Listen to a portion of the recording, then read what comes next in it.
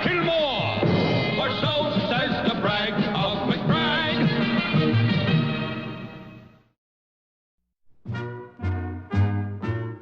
There, El Mesa Mucho, the home of the giant bird. Did I ever tell you about the time I was held captive? No, Commander, but I really must be going. I must be going too. I'll tell you on the way. I'd been flying over desert country when suddenly my engine stopped. Quickly, I bailed out. I landed in a huge bird's nest. My chute covered me so that I looked just like the other eggs.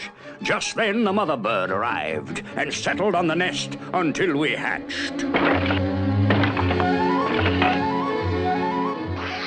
After the first shock, she treated me as one of her own. When it came time to fly, she pushed Alice, Jeffrey, and Seymour out of the nest.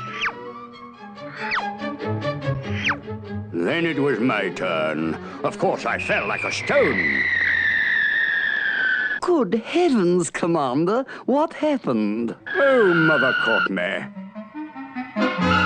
She tried again and again, but finally gave up and left me in the nest.